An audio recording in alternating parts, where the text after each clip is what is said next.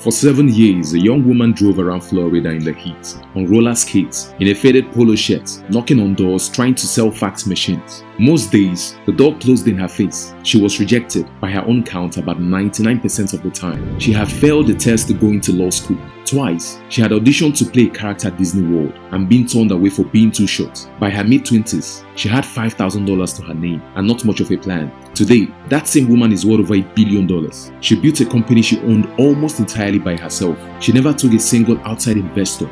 Not one. Between the fax machines and the $1 billion is $5,000. An idea that everyone around her would have laughed at. And one strange decision she made at the very beginning that she says saved the entire team.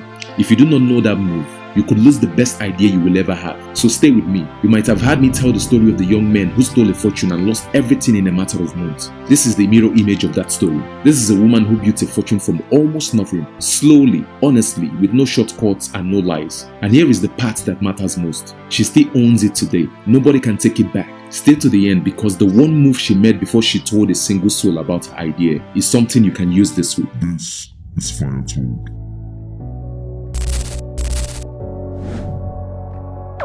Her name is Sara Blakely. Growing up, her dream was simple. Her father was a trial lawyer and she wanted to be one too. There was just one problem. She failed the LSAT, the exam you need to get into law school, and then she failed it again. So she tried acting. She auditioned to play Goofy at Disney World. They told her she was too short, and so she ended up selling fax machines, door to door for 7 years. No leads, no list, just her, the hits, and a job most people would find soul crushing. But here is the thing about Sara you need to understand, because it is the seed of everything. Growing up, her father had a ritual at the dinner table. Every single night, he would ask his kids the same question. Not what did you achieve today? He asked, what did you fail at this week? In the Blakely house, failing was not shameful. Failing meant you tried. It meant you were living boldly enough to fall. She did not know it yet, but the world is about to tell her no, over and over and over again. And because of her father, she was the rare person built to keep going anyway. As she will later put it, Spanx wouldn't exist if I had aced the LSAT. The idea did not come from a lab or a boardroom. It came from a pair of white pants. Sara had a pair of white pants she loved that had hung in her closet, unworn for 8 months. She was frustrated by visible panty lines under her white trousers. She could never get the smooth look she wanted underneath them. So one night, getting ready for a party, she grabbed a pair of control top pantyhose and cut the feet off. This created a smooth, slimming effect and solved her fashion dilemma. That was it. That was the $1 billion idea. A simpler, invisible undergarment. She had $5,000 in savings from all those years of selling fax machines. And she sat with herself and asked the question, as she tells it, you want to spend your $5,000 on a vacation, or do you want to try to bet on yourself? She chose to bet on herself.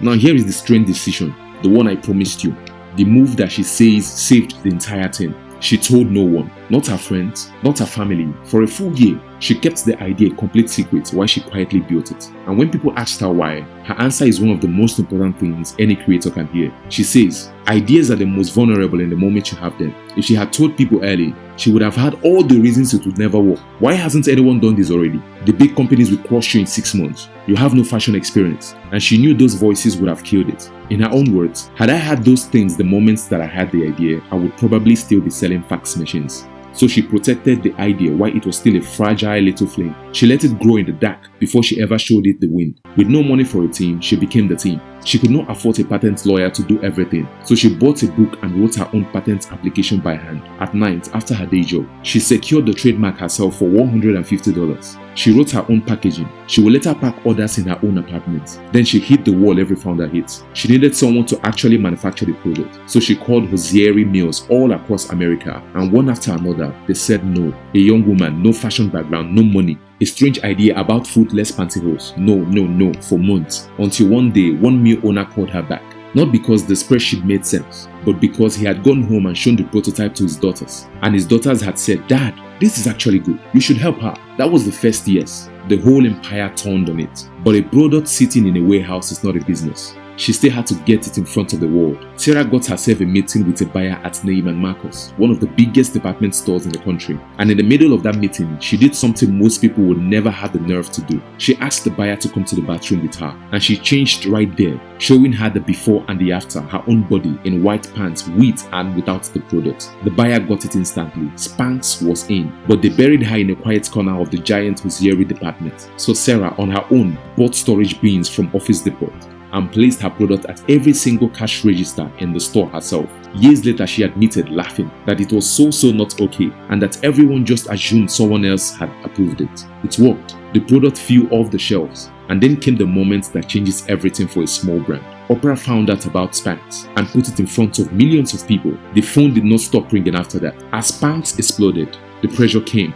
Big companies tried to copy her. Lawyers warned her she could never survive against the giants. And investors, the people with money and offers, surely came circling. This is the exact moment most founders give away a piece of their dream for a check. Sara did not. She made a decision that, looking back, is the whole difference between her story and the one I told you last time. She refused to take a single outside investor. She self-funded the company for 21 years. In her words, "I never had a single investor in Spanx other than me."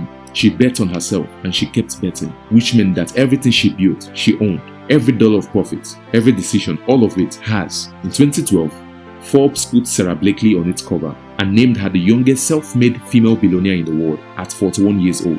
In 2021, she sold a majority stake in Spanx in a deal that valued the company at over $1 billion. From $5,000, from an idea she kept secret because she knew the world would laugh. From a woman who failed the LSAT twice and got rejected 99% of the time selling fax machines. And here is the line that closes this whole story. Unlike the young men who stole a fortune and lost it in months, nobody can take Sara's away. There is no anchor monitor, no agent at the door, no bill coming due, because she did not borrow her success against her freedom. She built it slowly in the open with her own two hands. That strange first move, protecting the idea, betting on herself, keeping control, was not a small thing, it was the whole thing.